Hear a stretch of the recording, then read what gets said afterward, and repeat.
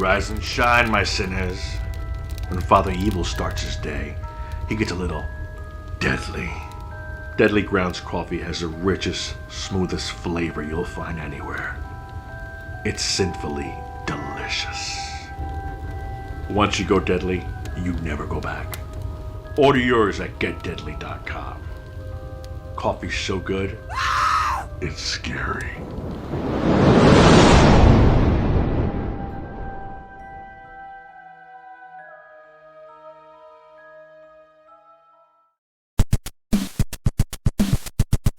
Welcome to the Epic Tales from the Sewers podcast. Grab yourself a slice, strap into the party wagon, and hang on tight.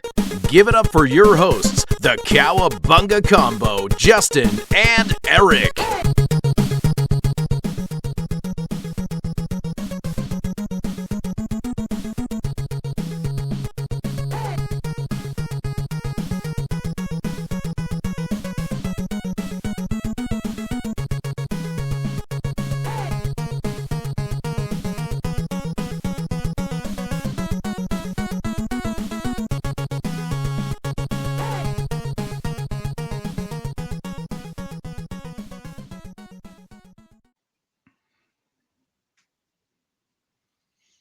Welcome back to Epic Tales from the Sewers. Hopefully, your favorite Ninja Turtles podcast with our two hosts. I am Justin, and with me, as always, is my co-host, Mr. Eric Will. How you doing, Eric? I'm doing okay. How about you, Justin? How are you doing? I'm excited, Good. man. We got another toy-centric episode. I'm super excited. My wife is scared, so she's she knows that I'm going to be talking about Ninja Turtles toys. So But this is a big one for us. Our guest tonight is a toy hunter and author. He also sometimes goes by Prince Pixor of Toyfar, which is his canonic name in the Masters of the Universe comic universe. He has written the definitive book on collecting Motu Masters of the Universe action figures called The Toys of He-Man and the Masters of the Universe. His new book is available for pre-order right now called The Toys of Teenage Mutant Ninja Turtles, 1988 through 1993. Please welcome our guest, Pixel Dan.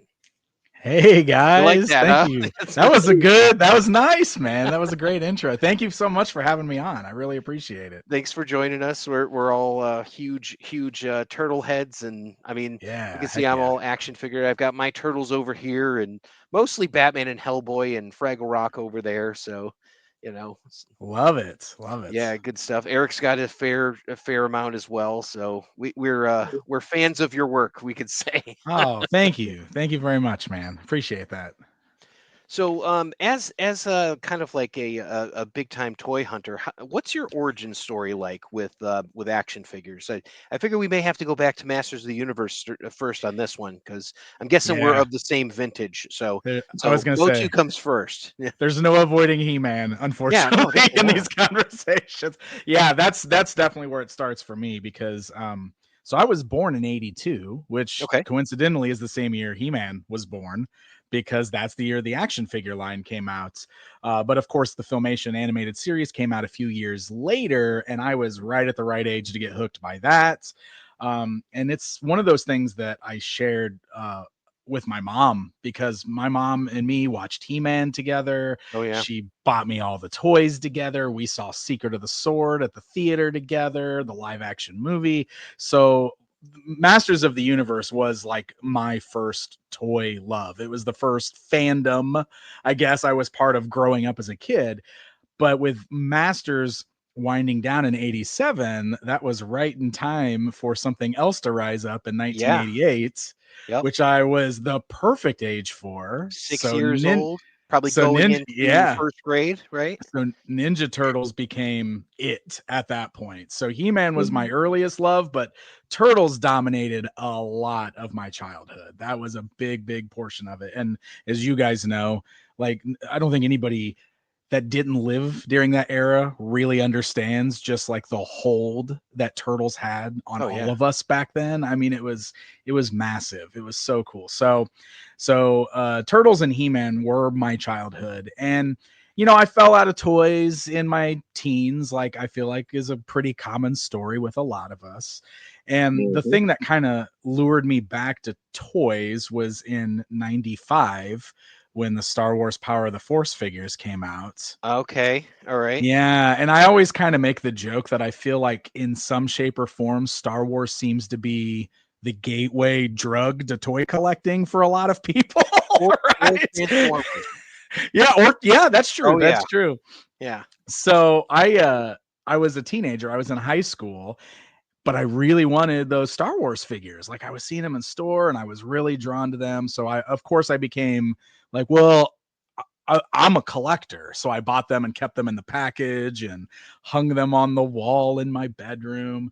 And so that was like the late 90s was all about those Star Wars figures as I was, finishing up high school and everything. And then You're all in excited because you got like the special edition log ray from Kenner, oh, and Dude, it was insane the way like I would be hunting for that stuff too. And like the internet was like brand new at that time, right? For a Yep. lot of us. So I started like that was my first introduction to peeking into like people talking about that kind of stuff and learning about like the weird variants. Like there's a Boba Fett with only half a circle painted on his hand. I gotta find that, weird stuff like that. So it was really starting to like I was becoming a toy collector, right? Even if I didn't know quite what that was yet, that's what was happening. And then in 2000 is when the He-Man commemorative series figures came out. Yep. And that was like, oh my God. Cause like that brought it all back. Like that was like, that's my childhood. That's nostalgia. And like, this was back when Walmart still had layaway. And I didn't, Oh, no and I kidding. was like, yeah, right. So this is 2000. I was fresh out of high school. I wasn't making a lot of money. So I found all those He-Man figures at Walmart and I put them all on layaway Oh, that's and I paid them like off. super smart. Yeah. Yeah, until I could get them. So I feel like that feels like the first like real moment of like, oh my God, I gotta have these. And then that it just took off from there because then it was suddenly I'm on eBay all the time, rebuying my old Ninja Turtles toys, rebuying my old He-Man toys, getting into all the new stuff. Marvel Legends came out shortly Yeah. after that.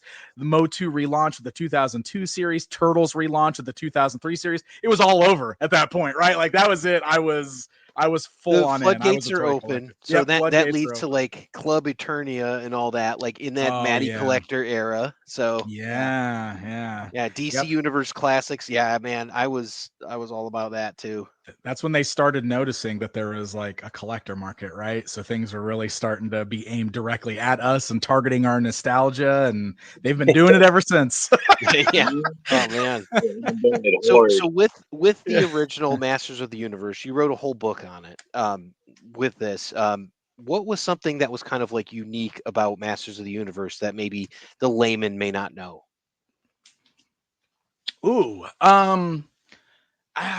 so I guess Masters of the Universe is kind of and maybe a lot of people do realize this at one point, but Masters of the Universe as a toy line debuted before there was media to go with it. It was a line of action figures for about 2 years before that Filmation cartoon came out, and it was in fact it along with Transformers were the first toy lines to get a cartoon series, which in I turn think was they like legally had to produce it, right? yeah. Yeah. Well, because that was right around the time that the laws changed and it made it so that that could happen because what they had to do though is there had to be some sort of educational value to it, which is why you have the morals at the end of the episode. Yeah. And I think there were rules where they couldn't technically put like He-Man toy commercials airing during that cartoon. Now, certainly other toy lines got advertised during the cartoon, right? But the cartoon itself was an advertisement for those toys. And it's one of those things where you look at it nowadays, it's like everything has to be based on some form of media to get a toy line, right? Like Yeah, it's kind toy of opposite. lines, yeah, it's opposite now. Like, and that was one of the things like it's such a mixed feeling for me in the sense that like obviously I love the He-Man cartoon and the Ninja Turtles cartoon and all that stuff is amazing and I'm glad we got all that stuff.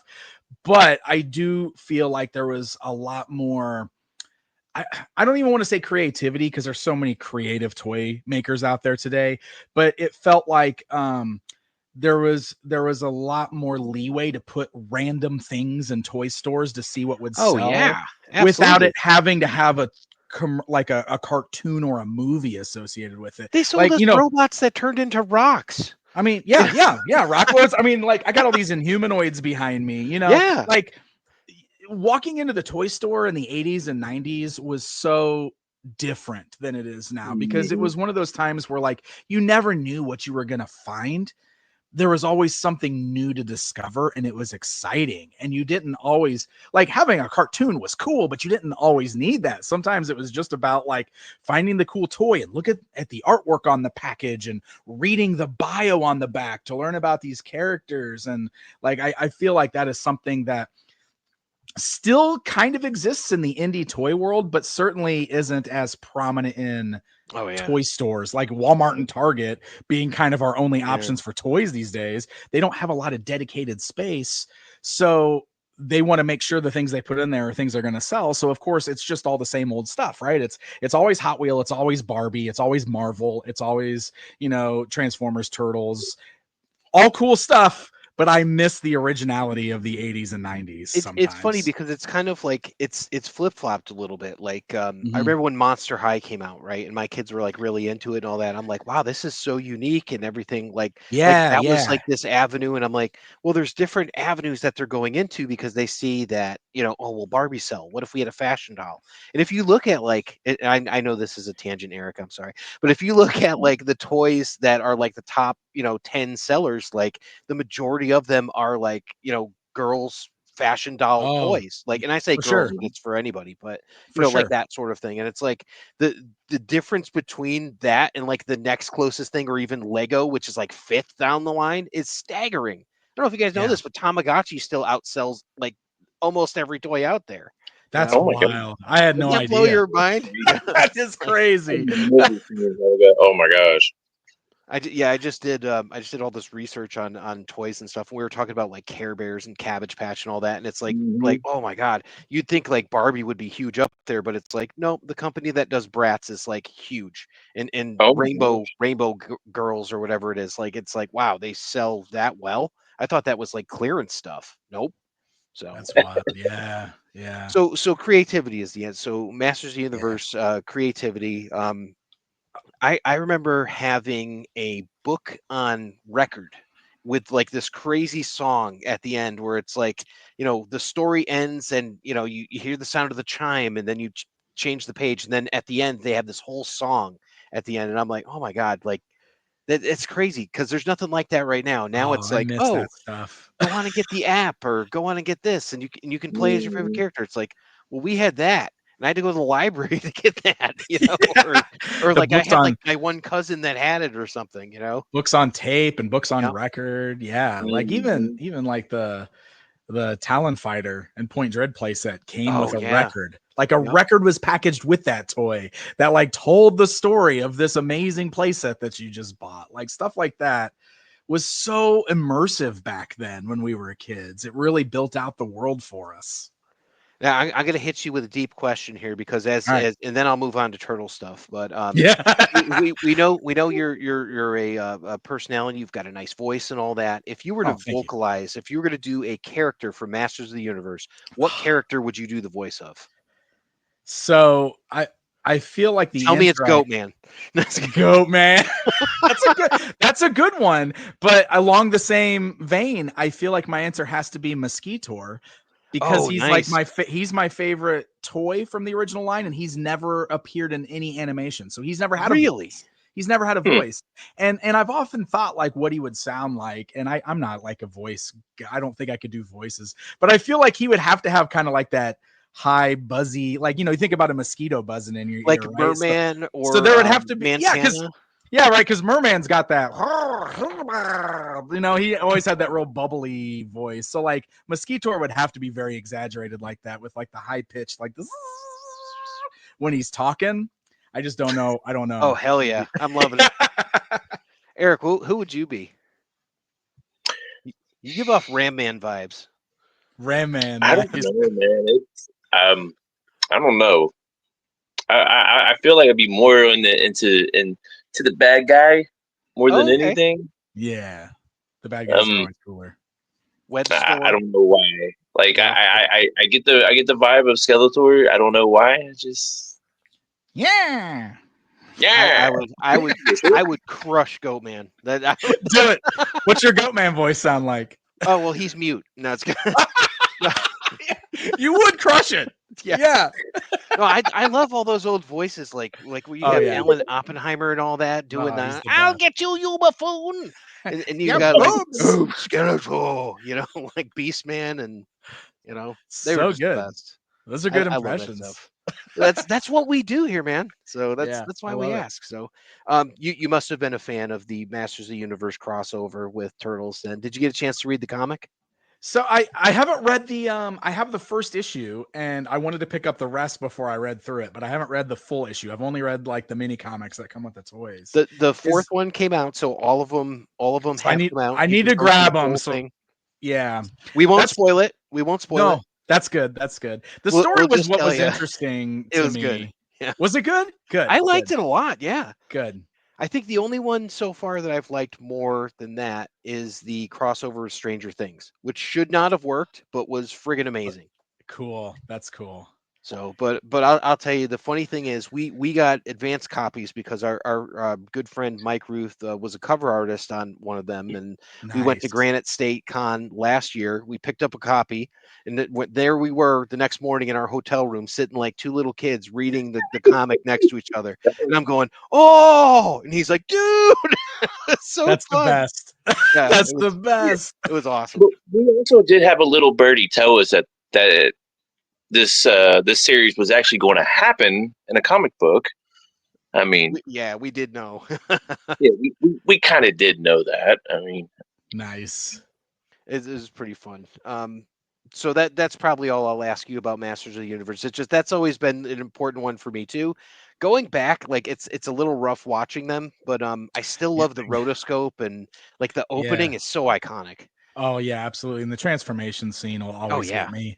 Like always. It doesn't matter how silly or corny that show is. When he transforms, it's like I'm a kid every time, I go back to like there's two things about that movie, like the live action movie I love, which is Sarad Oh, and Blade. mm, Like those two mhm. characters, I'd be like, write me a movie about those two characters. And I know Sarad died, but like I was so bummed when Sarad died. I loved Sarad as a kid. I thought he was the coolest looking of Yeah, all the new absolutely. characters in the movie. I loved his toy. Yep. And then when he died, I was like, what? Like, what the hell is this? What? So No. yeah, and Blade was so cool. I was glad when they came out with that special edition. I'm like, this is amazing. Yeah, Yeah. finally something for me. There's all kinds of stuff for me, but It's all for everything's all for of it's for me. So. everything's for you. Well, let's see what I have. So, we talked about your origin story. So, getting into Turtles and all that at that formative age. So, the cartoon was kind of a gateway for you. Let's talk about your first Ninja Turtles toys that you got there. Did you start out with everything like He-Man? Were you soft heads? Like, how did that work? So my very first figure, I can still remember the day that I got it. Very first figure was Donatello, 88 Okay. Donatello. And I remember it was a summer day and we were shopping at a Hills department store. I don't know if anybody remembers Hills. You're in Midwest with me. Did you guys have Yeah, but Hills up in I'm Chicago? a Connecticut guy, so I mean, Oh, so you're okay. So at that Hills point, I was was looking at Bradley's or Caldor. So sure. Okay, so Hills would be like a Midwest type Caldor type okay, store, I think is the best way. It was amazing. The thing I always remember about them was their toy section was like unmatched. It was we have such a Meyer good. now. Meyer's pretty cool. We had Mhm. Meyer's cool. Yeah. So I did a lot of toy shopping at Hills when I was younger, when it was here, and I remember it was a summer day, and I remember my mom pulling it off the shelf and showing it to me and going, "Look at this, Ninja Turtles. Do you like this?" And I was like, "Yeah, this is really cool." And she bought it for me. And I always specifically remember that it was a summer day because I remember it was one of those days where we ran in town, we did a bunch of errands, then we came home and like we set up one of those like little kiddie swimming pools in the Oh, yeah. backyard, and Yep. like I played in the pool, and then came inside for lunch, and my mom laid a beach towel down in the living room, gave me lunch, turned on the TV, and then gave me my new Donatello figure, and I sat there and opened it and played with it while watching TV. Like that is burned in my memory. It's amazing. Like I You're like, what the remember. hell is this hook thing? Yeah.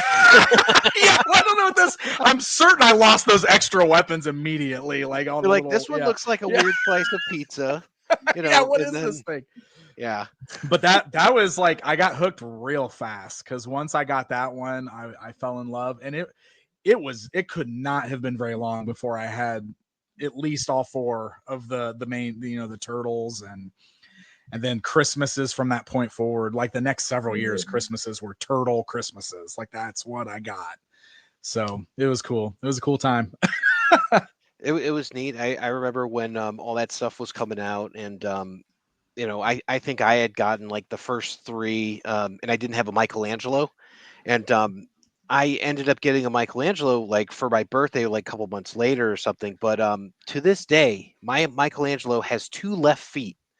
And Oh, if I had left him in the box or something like that, because he's a soft head with two left legs, I still have him. He's just Oh, hanging out with his two left that is legs. But so wild. yeah, yeah. And I'm like, I was wondering if you'd have run into anything. Was that a production error, or was it just like a one-off? Or It's got to be just a factory error, and that yeah, stuff happens, right? They just got assembled wrong in the factory, but that certainly makes for a unique piece. oh yeah. If you Well, have I mean, on card, that would have been really cool. yeah, yeah. Just, Well, I mean, it was your childhood one, so obviously you well, opened it. exactly. But Yeah. So I'm still holding on to him. He still doesn't stand up well.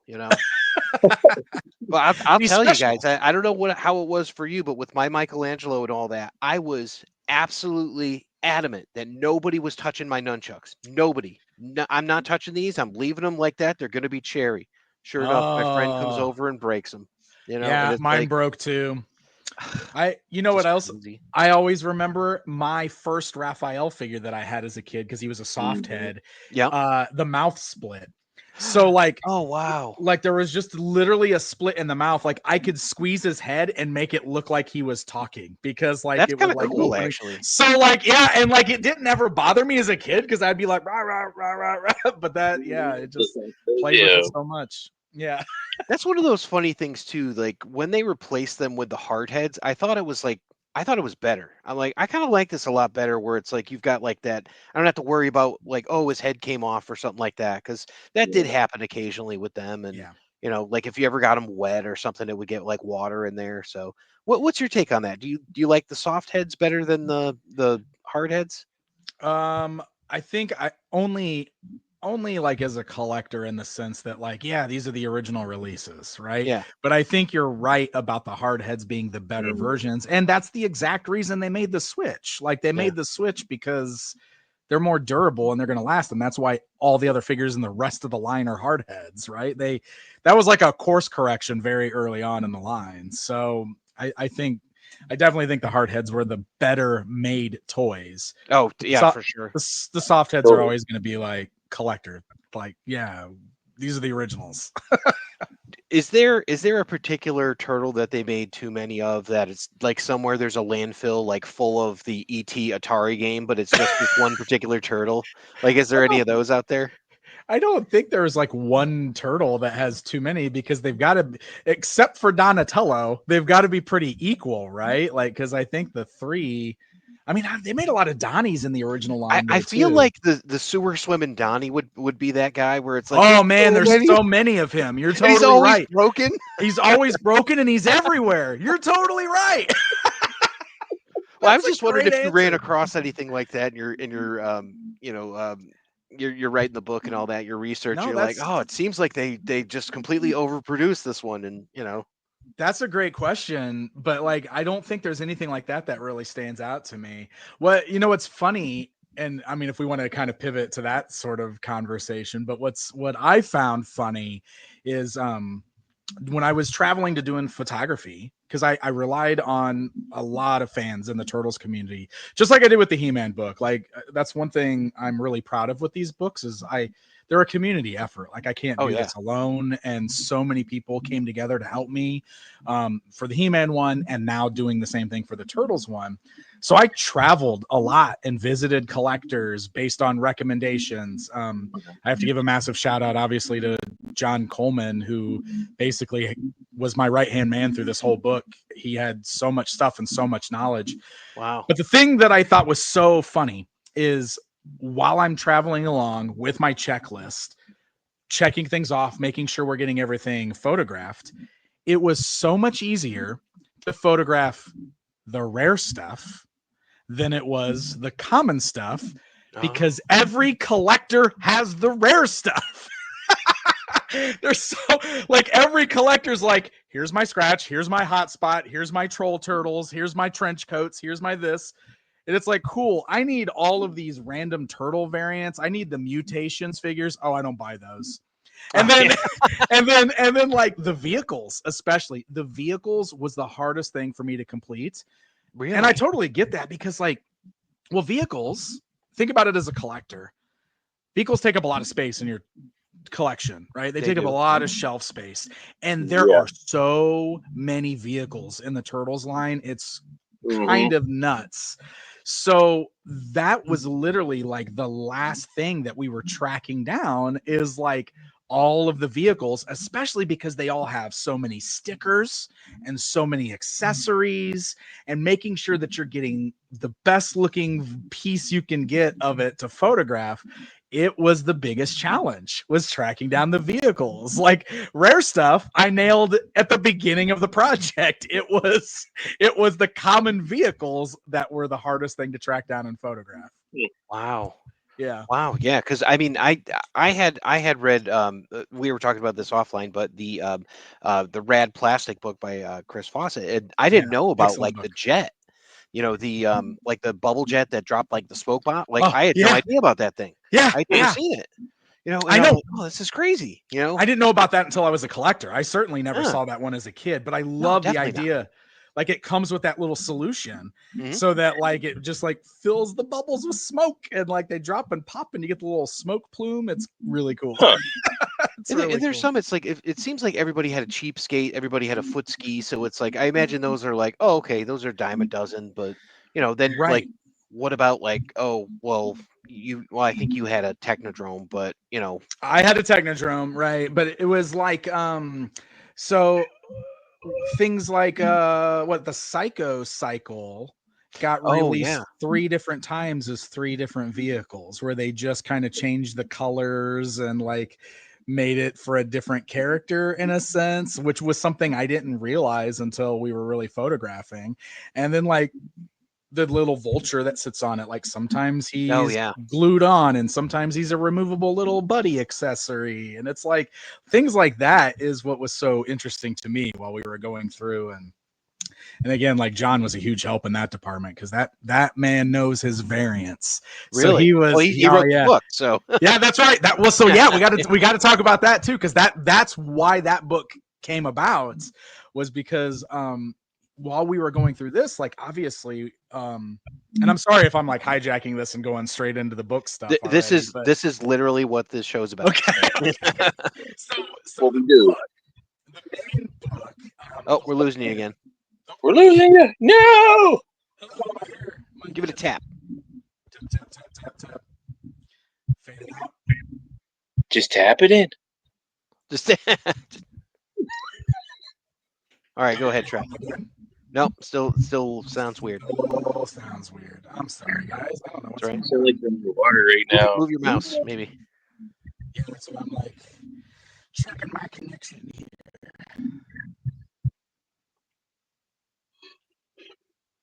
Can you guys hear me now? Is it better? Not yet. Not yet. Oh man. Let's see. I got full signal. This is really weird. Oh, there it is. Oh. You're back. Is it better? Okay. Yep. You're better now. All right. Sorry. Probably a loose I guess connection or something. No I was problem. gonna say the connection must be going in and out a little bit. I'm sorry. That's all right. All right. So the book. The main book, it's very similar to the Masters of the Universe book, if you guys have picked that up. But the whole point is essentially to be a guide to all the released items in the toy line. So all the action figures, all the vehicles, all the play sets. So every figure gets a 2-page spread in this book that has like a nice glamour shot of the figure as like the big main picture with his accessories and everything. Then you get turnarounds of the figure, you get accessory shots broken apart so you can see all the accessories, you get an action feature demonstration if there's an action feature, and then you get shots of the card backs.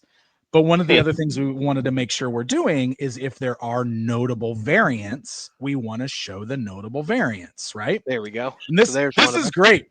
And the funny thing about this is like this page isn't complete yet because it doesn't have the variants on it yet, but we want to make sure that we're showing variants when there's notable variants on here.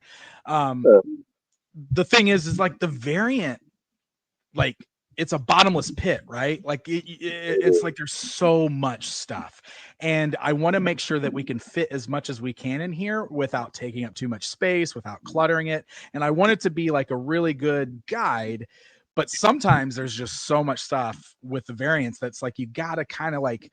Sometimes I think we have to only show the like really, really notable ones, and then maybe just mention there's also this card back variant and this card back variant, whatever. Which makes sense, yeah. Right. So as we were piecing all this together, and like John is like compiling this incredible list of variants, we kind of got to this point where we were like, we should publish that too.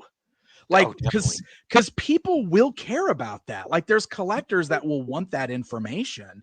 So that's why, in addition to this main book, we're like, and it's written by John Coleman. It's like we're crediting it fully to him, but it's an optional like add-on book for an extra $20. You get this amazing separate book that's like a list guide to all the variants, all the known variants in this toy line.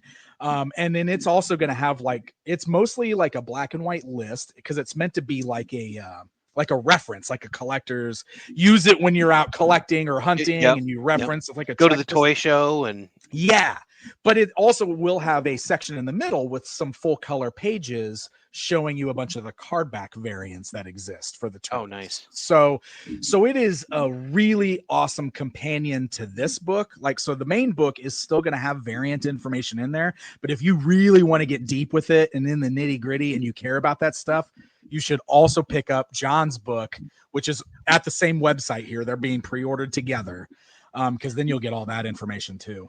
It's so awesome. How many pizza points does it cost to get your book? We're supposed to set something up like that. Yeah. Send me some pizza points. So the main book is $69.99 is the price for the book, and that's over 600 pages. It covers everything. I'm sorry, what was that? Your mic is going out again. Oh, my gosh, I hate that. I'm so sorry. With a tap, maybe. Tap. It must just be something with StreamYard. So it seems to be just coming and going. So so for the audio listeners right now, I put up a page of the book up here. It's Mondo Gecko, so we can see here, and it shows the card back in like mint on card, and then the back of it, and it's got like a bio. It shows all the accessories and just kind of like front, side, back versions of Mondo. It's really cool looking, vibrant yellow color. Thank you. Yeah. And is my audio sounding okay now? No, not yet. Let me try. Hold on. Try some here. Oh, now you try it. I think you're back. Am I back? Yep, you're back. Okay. Yep. Okay, cool. All right. Kind of. Oh, there you go. Yeah, I'm trying to switch to one of my other routers to see if that fixes the problem. I'm sorry. It's all good, man. It's all good, man.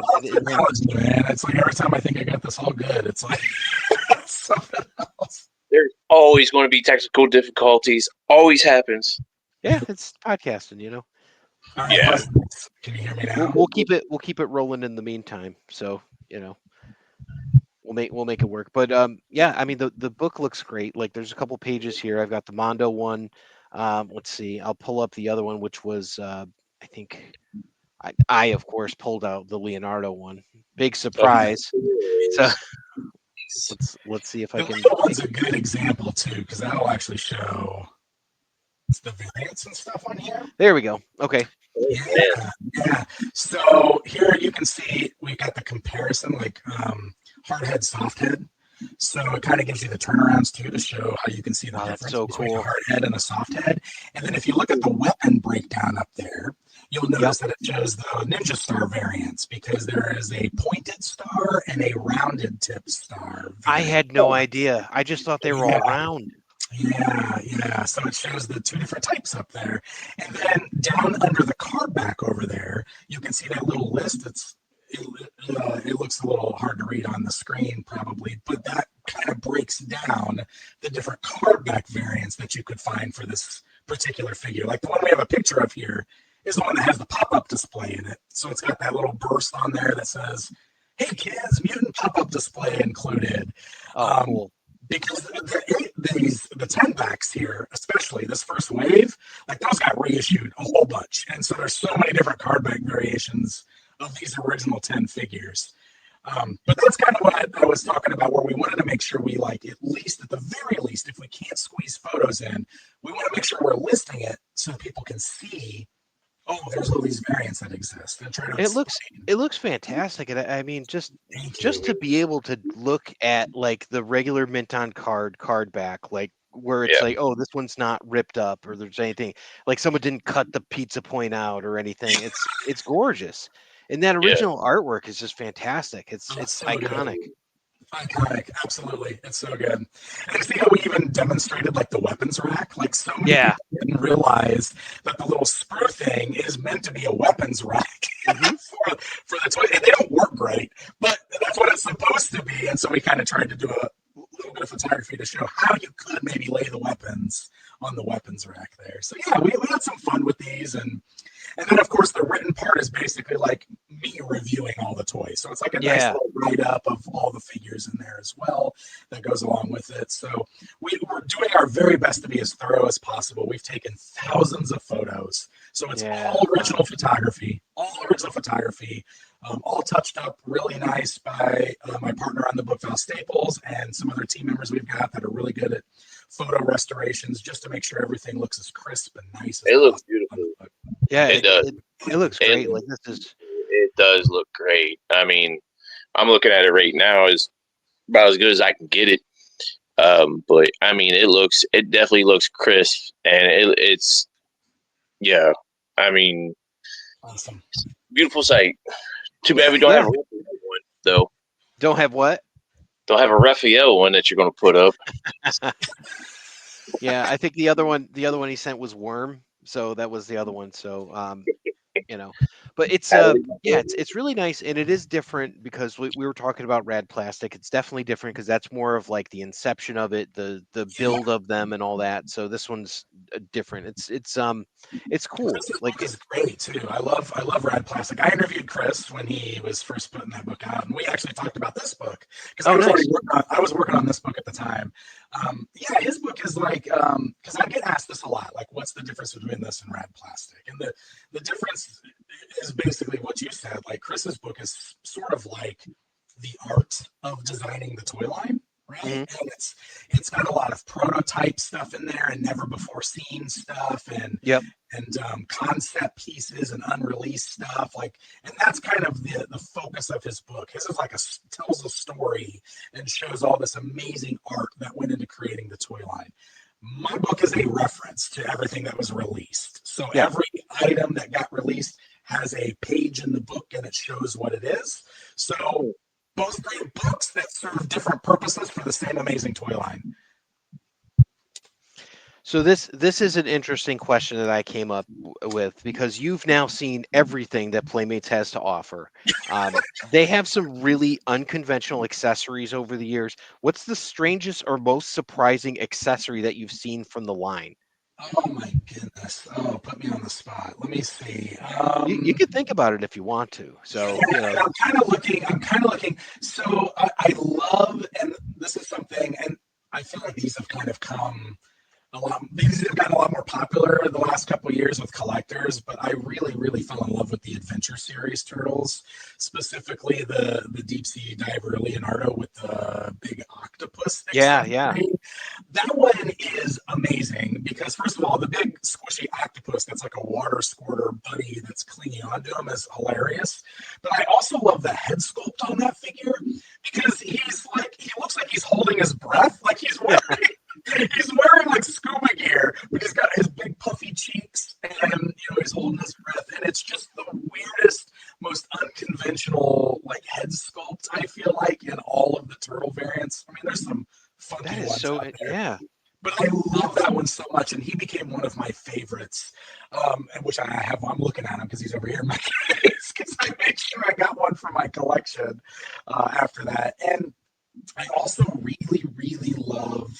This isn't like I wouldn't put this in like the weird category. I know that's what you asked, but I love the warrior winged Donatello and Leonardo figures. Yeah, those are cool. Yeah, definitely. Yeah, and I'm sitting here talking about stuff that's not even in this book because it's like at the end of the line, so it's like it'll be volume 2.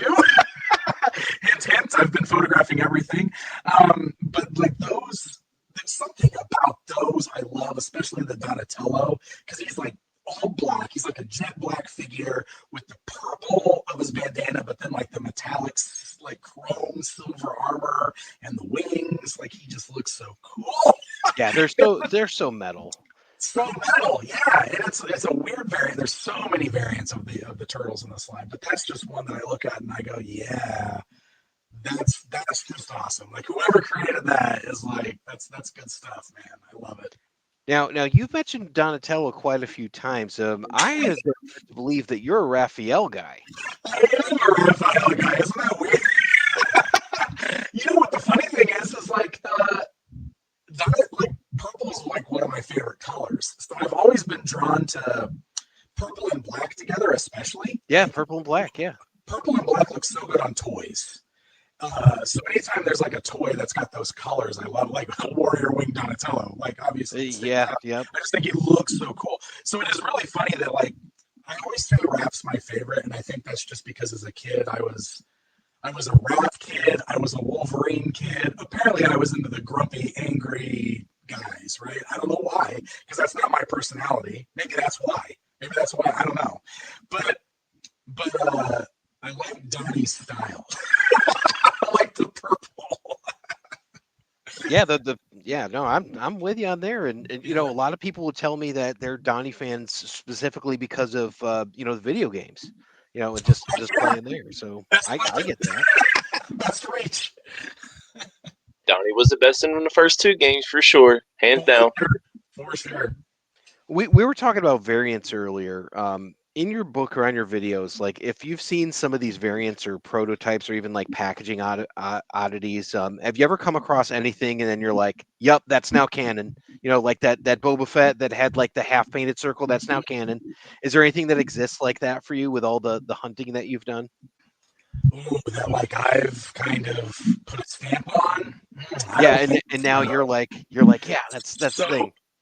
I think, and I'm going to give all credit to John on this, right? But I'm pretty sure that's what John's kind of hoping this book is going to do for a lot. Oh, okay, all right. Variants, because he's been working real hard on that, and he also works a lot with a lot of the other fans. Like he's making sure that like his information is matching other people's. And the cool thing about variants is there's always like somebody always knows about something that we haven't heard of, right? So he's trying to compile the best list possible. We've had some discussions about some things where we always have I call them, they're not arguments, but we do have like back and forth sometimes where he's like, look, this is definitely a variant. And I go, no, it's not. That's just, because there's always that fine line, right? Like, is it a variant or is it just like, did the factory not use enough of that color that day? And maybe it's a little, like, is it really a variant or, it's hard to like, what's the line? What is was it a mistake? Was it a mess up? Yeah, I get it. One of the ones that he was very excited by was Metalhead, because we have found some versions of Metalhead where the eyes are clear instead of the red. Like they didn't put the red. It's almost like they just didn't put the red dye in the clear brain and eye piece for the light piping, and it's more clear And for a while, like he kept showing me pictures, and I was like, I don't know. I think it's just faded. I don't think that's really a variant. But he ended up getting a hold of one that is just straight like crystal clear. It is like you can tell that it's clear. So I was like, okay, I think you're right. We'll put it in there. So like he was really proud of that one. He's really proud of that one. And Yeah, I would think so. And I mean, that's one that it's if there's more than one of it out there, it's got to make sense as a variant, right? Yeah, and that's the thing. He's found more than one. Yeah, because Cool. that's always the question. Like, is it a variant or was it a factory error? Like your Mikey with the 2 legs, like Yeah, is it just a factory error? Yeah. yeah. So that's always because we want to make sure that we're as accurate as possible too. We don't want to just like make up a bunch of stuff. Yeah, exactly. Look like we're making up a bunch of stuff. So that's why I have to have these kind of arguments with John sometimes, where I'm like, all right, let's not get carried away. In this community, Dan, I mean, come on. It's like where people will step over someone to get like a grappling hook that was a part of an action figure. Yeah. It's a dangerous, it's like Wild West out there, It's crazy. Yeah, but we do our best to make sure we're like basing it all on reality. We're trying to find as many facts as we can before we're like, yeah, this is definitely a variant. Let's put it in there. So Have you run into any criticisms or anything in your work? Like, is there anything that's kind of like gotten in the way of something? Like you said, maybe like an argument about like a variant or not? Anything that's kind of like been an obstacle? No, not in as far as like making this goes. I don't think. Like we definitely. Because I don't even call them arguments. We have disagreements sometimes, and it's one of those things where like I always want to like I need to surround myself with toy fans who are going to have differing opinions, right? Sure. Because I need to hear that stuff sometimes, and if I am wrong about something, I want to be told I'm wrong about something. But vice versa. Like I also need to be able to go, okay, hold on, I don't want to do it that way. I think we need to, but we always have really good discussions about it. John has been an excellent partner on this, and of course, Val. That's awesome. Was my partner on the Motu book as well. Like we all work together really, really well. So we haven't had any like real obstacles, I wouldn't say. So Well, you are known for your fair reviews, so that's the thing. It's like even-handed, reviews where it's like, it doesn't seem like you're beholden to like NECA or something like that, because it's like, you're like, hey, I like this, but there's the drawback. Here's the comparison, like that sort of stuff like that. I always So do my best. I always do my best. So, like, because if there's something I don't like, I make sure I tell people I don't like it. That doesn't mean that other people won't like it, and I understand. I fully agree. And so, like, I always try to keep it like balanced. Yeah. Do you collect all the current versions of like everything that's coming out with Turtles? Do you get like literally everything, or? No. Yeah, thank God. I tapped out a long time ago. It just got to be too much. I cherry pick a lot of it now. There's so much good stuff, and gosh, man, even just with the stuff we just saw at Comic-Con, like I am. If we're talking about the NECA stuff, I'm so into the 2012 figures that they're doing. Oh yeah, those looked amazing. I'm so into the Stan Sakai turtles that they're doing. Like so much of that stuff looks so good. But gosh, we all have so many turtles toys. Yeah, I've heard a lot of people fatigued about the Toon line and all that, but I think like if that's for you, stick with it. Like just go with it. It's like if that's what you want to get. Like I'm an Archie guy. Like I go after Archie and Last Ronin. I don't go after the movie stuff, but I do go after the monsters because those are amazing. But it's you gotta cherry pick. Well, that's the good thing about it, right? Like, Yeah. There are so many options out there. And between all of the toy companies doing turtles, they're all doing different eras and different versions. Yeah. So there's something out there for everybody. Like you don't have to buy all of it. Buy the stuff that appeals to you. Yeah. Cool I agree. those options. Did you get the Super 7 2003 series of Turtles? I didn't. No, you didn't. Yeah, I didn't get them either. I keep like hearing such Sorry, good Jay. things about them. Yeah, I keep hearing such good things about them, and they look really cool. And I also just like I want to support the fact that we're finally getting something new for the 3 era. Yes. It's just there's just been so much stuff, and like I'm picking and choosing what I'm buying. So I Yeah. haven't yet, but I probably will at some point. Yeah, I did that with the Masters of the Universe line. Like, there's a couple that were like super choice, and I'm like, I am definitely getting this April O'Neil, as the sorceress, and Yeah, that's rad. like some of these I had to get, when I saw them, but maybe I didn't get the Casey, or the Man at Arms or stuff. It's like, all right, I got 14 Skeletors. Maybe I didn't need that one, but I got the Shredder one, that's like Shredder Skeletor, so. Did you get the one on the throne, the Comic-Con version? I Yeah, did. I see. Yeah. Like, Yeah, the that's font is pretty rad. I like yeah, that. he's pretty cool. Yeah. That's the one I was thinking about.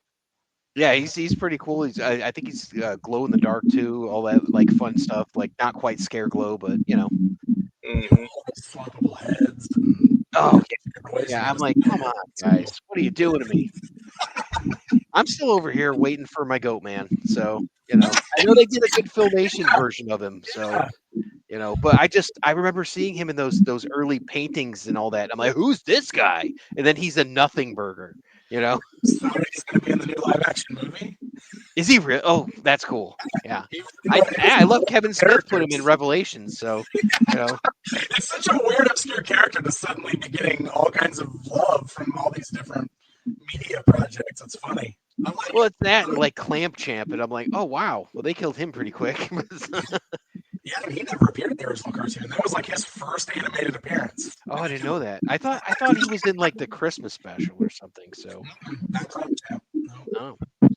oh, so you're excited about the Stan Sakai ones? They look really good. They look so I saw cool. some really cool stuff coming out of Mondo. Mondo looked awesome. I saw your video on that. The 1/6 scale Donatello looks amazing.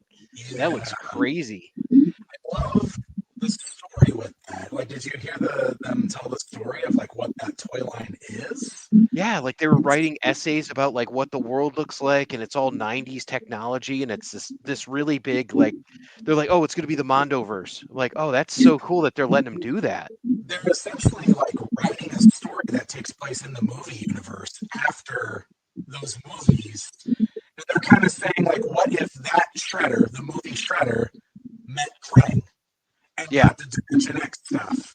And so like now it's the movie universe with Krang and the Dimension X stuff happening, and that's what they're doing. And they got full like approval from Viacom to just go on with it. So they're just creating like a new movie essentially with their toys. Like that's really cool. I think it's great. Like, and the sculpts look amazing. I thought, and Eric, I mean, you've seen the Call of Duty versions of the Turtles.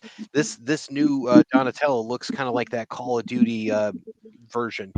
So it also kind of looks like Injustice.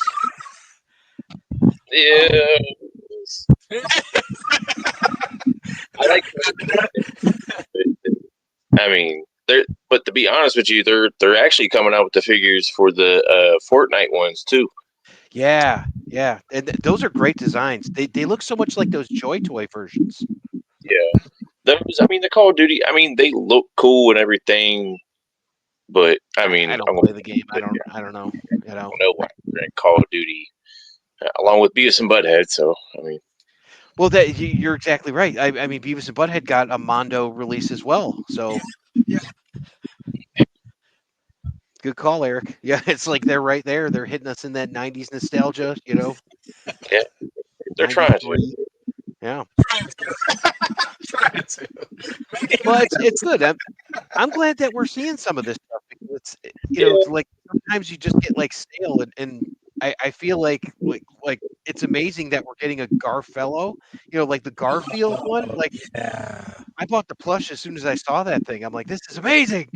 So That was my favorite Turtles reveal at Comic Con. nice.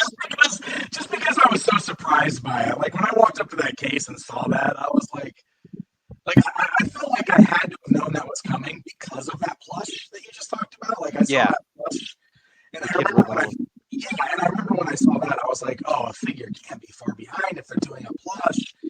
And then sure enough, there it was. And it's just such a weird, amazing deep cut that they were able to like make a figure of. I love it. I look at some of the weirder stuff and I always blame Aaron Hazari. And I say, I bet Aaron did this. I bet Aaron did that. That's just the whole thing. Like, and I was listening to your video where they were talking about like the like Visit Swamp shirt with like the palm tree on it, and I'm like, yep, Eric is or Aaron is just hilarious. That was So Aaron. Yeah, that was Aaron. Yeah. I love that slash too because he's got the 2 different shoes on. He's wearing like a flip. oh yeah, it's got that kind of classic look to it. It feels like such a classic Turtles thing, right? They've always got like one shoe where it's like the toes are busting out of it, or I something think that's like the Ryan Brown influence, where like Ryan Brown said you always had to have this, and then it got to like Dan Berger said you always have to do it like that now. So it's like those were the two guys that are like, yeah, it's just got to be like this. So Yeah, that's awesome. I love it. that's so much fun. No, I mean, so the book sounds amazing. I'm definitely going to get in on this. One thing that we always like to ask our guests about, because we're talking about Ninja Turtles, we got to talk about pizza. I know you're another Illinois guy and all that with pizza. What's your favorite topping on pizza? Ooh, favorite topping. So And it could be deep dish or it could be thin crust. It could be any way that you like it. yeah, I prefer just like a regular old hand tossed. Honestly, like deep dish is great. Chicago style's nice every now and then, but I Yeah, like it's a once in a while thing. it's like a casserole more than it is a pizza. It is, yeah. It's a casserole with sauce on it. Detroit style deep dishes. I like Detroit style too, man. I'm with you. I'm with you. That nice crust on the outside, but this is Dan. Let's hear what Dan likes. I like a nice hand tossed pizza, and I've always been a big fan of chicken on pizza. Really? Okay. Yeah, I like a lot of meats too. So like chicken and bacon and pepperoni and sausage, like pile that on top of a pizza. It's like all that protein. Okay. All right. So like a Yeah. meat lover's pizza with some chicken on it and all that. That sounds kind of like that one that we had at Granite, Eric, a little bit. Yeah, that's good. And now the inevitable question, Eric. Would you like to ask him? Yeah, the pineapple on pizza. What do you think about that? Crime or not crime? I'm not a fan of it. All right. Hey, you're loving this one because he said Raph and no pineapple. So this point's going to you, Eric, on this one. I'm winning right now. I love it. That's great. That's great. Yeah. No, I definitely like pizza. Some of our former guests, including the Shredder, Francois Chow, likes it. So but you are definitely in the other category of folks that don't like pineapple. So that's okay. Yeah. Warm pineapple. I'm not into warm pineapple. I don't know what it is. I've tried. Eric he can't get past it. So I'd say you can nice and you can grill it and then you can put it on it. But so I don't know. I've grilled it before too. I've grilled it. I put it on hamburger. I put it on like cheeseburgers and stuff and hamburgers or whatever. And I don't You don't understand. yeah. I get it. It's fine. It's the thing. Eric, what kind of questions do you have for Dan?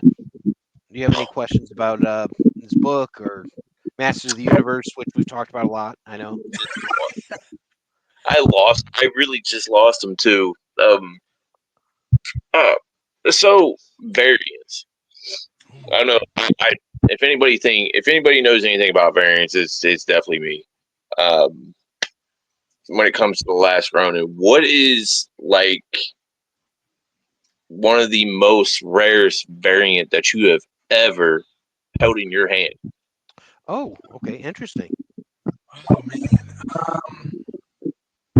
It can't be. It doesn't have to be turtles or anything like that. I mean, if it's a prototype or something like that, I mean, whatever it is, just what is it that I mean, you've been around toys a lot, so I mean that's a huge thing. But what is the rarest thing that you've ever held in your hand? The rarest thing I've ever held in my hand. That is tough. So are we talking like prototypes and stuff too, or like an actual variant of something that's been released? I guess dealer's choice, right? You're We'll go dealer's choice on that. I mean, it's up. The rarest thing that you've ever had. It doesn't matter if it's money wise. That meant a lot to you. How about that? Okay, so Wanted to hold on to. this is tough. Okay, I'm gonna go with it's gonna be Masters of the Universe. All right, Okay. so I've got a couple of really pretty rare pieces in my collection that I'm pretty proud of having. I think I have two. I'm gonna throw out two. Okay, number one, I have a carded 8-back, which is like original release He-Man from Takara because it came out in Japan. No kidding. Okay. Distributed by Takara. Super rare. Like those are just like not out there. And this is carded, has the Takara logo on it. It is one of my guys, like that's my baby, man, because it's like one of my all-time favorite figures, and it's like a really rare carded version of it. I love it so much. And then the other one is probably the striped tail Battle Cat. If you're not aware, Battle Cat, I don't know how many are out there, but there's not very many. The speculation is that it's like an early market version. They painted stripes on the tail and very quickly removed that paint app. So most Battle Cats you see, and like 99.9% of Battle Cats you find just have a straight green tail.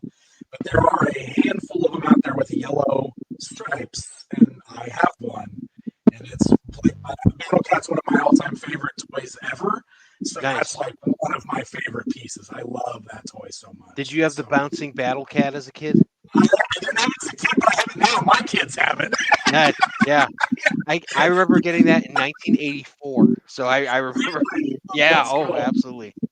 I didn't know that existed when I was a kid, but when I was a collector, I found out about it. And when I, like, literally when I found out my wife and I were expecting our first kid, I was like, I must own Bouncing Battle Cat for my child.